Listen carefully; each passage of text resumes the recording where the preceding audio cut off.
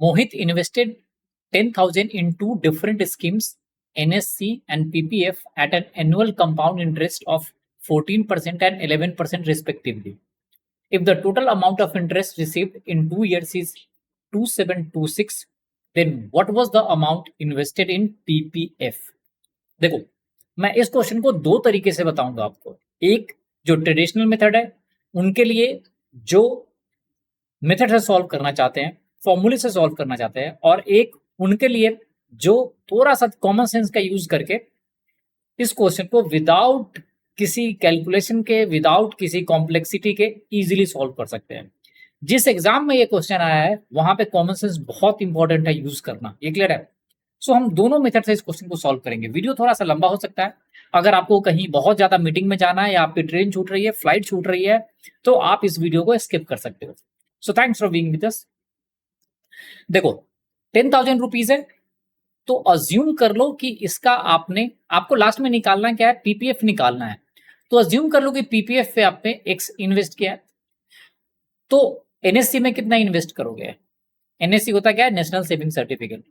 तो उसमें 10,000 minus x invest करोगे, एज सिंपल एज दैट। इसमें तो कहीं कोई रॉकेट साइंस है नहीं। अब पीपीएफ पे कितना इंटरेस्ट मिल रहा है? 11% का। तो 2 साल में कंपाउंड इंटरेस्ट कितना आएगा? एक साल में एक्स इंटू 111 हो जाएगा। 100 रुपया से बढ़ के कोई भी चीज कितना हो जाएगा? 10% का इंक्रीज, तो 111। दूसरे साल में ये पूरा वैल्यू कितना हो जाएगा? ये बढ़ के फिर से 100 रुपया से बढ़ के कितना हो जाएगा? 111। तो ये वैल्यू कितना आ जाएगा? अब देखो, यहाँ पे जिन बच्चों को 111 का स्क्वायर करना नहीं आता है, जिन बच्चों को 114 का स्क्वायर नहीं करने आता है, उनके लिए मैं एक वीडियो का लिंक आई बटन में देता हूं, जाकर देखो कैसे स्क्वायर निकालते हैं वैदिक मैथमेटिक्स से।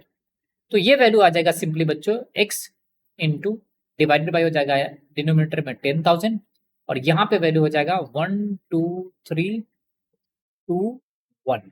ये क्लियर है? नाउ जो सेकंड स्कीम में इन्वेस्ट हुआ था वो अमाउंट कितना था? वो था बच्चों 10,000 माइनस एक्स। उसमें पहले साल में कितना इंक्रीज होगा? 14% का। तो वो 100 रुपया से बढ़कर कितना हो जाएगा? 114। और ये पूरा अमाउंट फिर से दूसरे साल में कितना बढ़ के हो जाएगा? वो 100 रुपया से बढ़कर हो जाएगा 114। ठीक है? और इन्हीं दोनों वैल्यू का सम किसके इक्वल है? वो आपको गिवन है 2726 के। तो आप ऐड कर दो, तो आप लिखोगे x इंटू 12321 डिवाइडेड बाई क्या लिखोगे? 10,000, प्लस लिखोगे 10,000 माइनस एक्स इंटू लिखोगे 1114 का स्क्वायर करना है। तो 1114 का स्क्वायर में कैसे विदाउट किसी कैलकुलेशन के करते हैं, उसका लिंक मैंने ऑलरेडी दे दिया आई बटन में, आप जाकर देखो। ये सिंपली हो जाएगा 114 में 14 ऐड करोगे तो 128, तो ये हो जाएगा 12996। ये क्लियर है? इनटू ये डिनोमिनेटर में हो जाएगा 100। ये क्लियर है? आई होप इतना समझ में आ रहा है। और इसी सब का सम किसके इक्वल है बच्चों? वो है 2726 के। अब यहां से आप क्या कर सकते हो, ये वाले टर्म में इसको मल्टीप्लाई करो इस पूरे टर्म से, तो क्या मिलेगा? x इंटू 12321 डिवाइडेड बाई 10,000 है, प्लस अगर आप इसको इससे मल्टीप्लाई करोगे तो 10,000 कैंसिल हो जाएगा, तो ये बच जाएगा 12996। क्लियर है? एंड माइनस हो जाएगा बच्चों x इंटू 12996 डिवाइडेड बाई क्या हो जाएगा? 10,000 इज इक्वल टू आएगा 2726 के। आई होप यहां तक क्लियर है सभी बच्चों। आप क्या करो, ये वैल्यू ग्रेटर है तो इसको आप लेफ्ट हैंड साइड में ले लो, तो आप लिखोगे 12996 माइनस 2726, और ये हो जाएगा, इस वाले पूरे टर्म को राइट हैंड साइड में ले लो, तो लिखोगे x, यहां से मैं x कॉमन ले लेता हूं और 10,000 भी कॉमन ले लेता हूं। ये क्लियर है? तो ये बचेगा 12996, और इसको मैं राइट हैंड साइड में ले जाऊंगा तो माइनस हो जाएगा, तो ये हो जाएगा 12321। ये क्लियर है? तो ये वैल्यू किसका आएगा? इसको माइनस करोगे बच्चे तो ये 0 7 2, तो ये आ जाएगा 270, और राइट हैंड साइड में आ जाएगा x डिवाइडेड बाई 10,000, और इसको माइनस करोगे बच्चे तो 6 इन, तो ये हो जाएगा 5, 9 में से 2 जाएगा तो 7, अगेन 9 में से 3 जाएगा तो 6, ये क्लियर है, और 12 से 12 कैंसिल, तो ये वैल्यू आएगा। तो यहां से आप सिंपली लिख सकते हो x का वैल्यू क्या मिलेगा, x मिल जाएगा बच्चों 270 इंटू 10,000 और डिवाइडेड बाई क्या हो जाएगा 675। 25 का स्क्वायर कितना होता है 625, उसमें 50 ऐड करोगे तो 675 मिलेगा, तो ये आ जाएगा 27 और 25 से इसको डिवाइड करोगे तो ये हो जाएगा 400, बट 27 से इसको डिवाइड करोगे तो 10, दैट इंप्लाई एक्स का वैल्यू क्या आ जाएगा 4000। आई होप ये समझ में आ रहा है आपको। सो जो अमाउंट होगा वो कितना होगा 4000 रुपीज। ये क्लियर है। अब हम देखते हैं शॉर्टकट मेथड।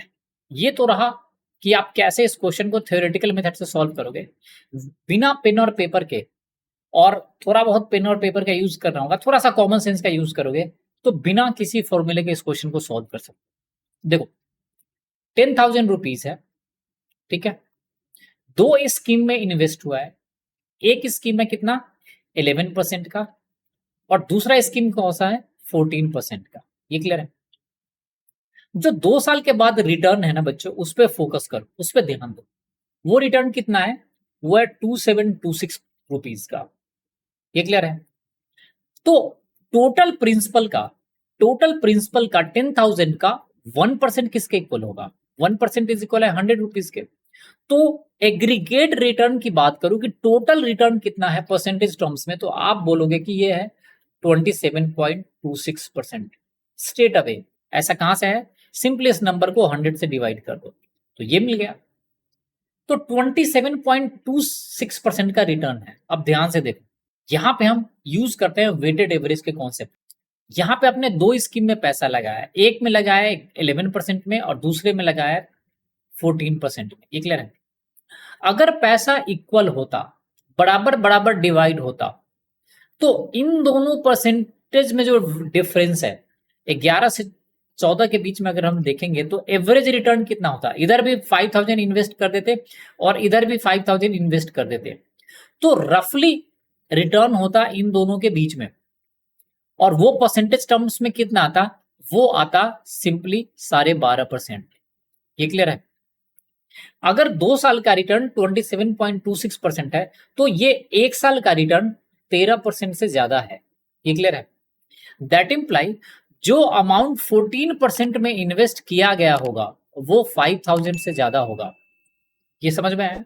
तो ये ऑटोमेटिकली बताता है कि जो अमाउंट 11% में इन्वेस्ट किया गया होगा वो 5,000 से कम होगा, और वैसा अमाउंट इस पूरे क्वेश्चन में एक ही जगह हुआ है, ऑप्शन नंबर बी। अच्छा ये ऑप्शन इधर उधर हो गया, ऑप्शन नंबर बी 4,000। सो हमारा आंसर स्टेट अभी कौन सा होगा 4,000। ये क्लियर है। मैंने क्या करा है, एवरेज रिटर्न के कॉन्सेप्ट को यूज करा है कि अगर इक्वल अमाउंट इन्वेस्ट होता तो जो ये रिटर्न है ना वो इक्वल प्रोपोर्शन में डिवाइड होता, लेकिन इक्वल प्रोपोर्शन में डिवाइड नहीं, जो रिटर्न है ना वो मोर टिल्टेड है, वो नजदीक है 14% के तरफ। इट मींस जो प्रिंसिपल यहां पे इन्वेस्ट किया गया होगा वो ज्यादा होगा इस कंपैरिजन में। ये क्लियर है। और क्वेश्चन यही पूछना चाह रहा है कि कोई बच्चा, कोई स्टूडेंट इस तरह से सोच पा रहा है क्या। ये क्लियर है। सो आई होप आपको समझ में आ गया होगा। अगर ये शॉर्टकट नहीं समझ में आया तो फॉर्मूला बेस्ड सॉल्यूशन आपने पहले ही देख चुका है। So thanks for watching the video. अगर आपको ये वीडियो पसंद आया तो प्लीज चैनल को लाइक कीजिए, सब्सक्राइब कीजिए और अपने दोस्तों के साथ शेयर कर दीजिए।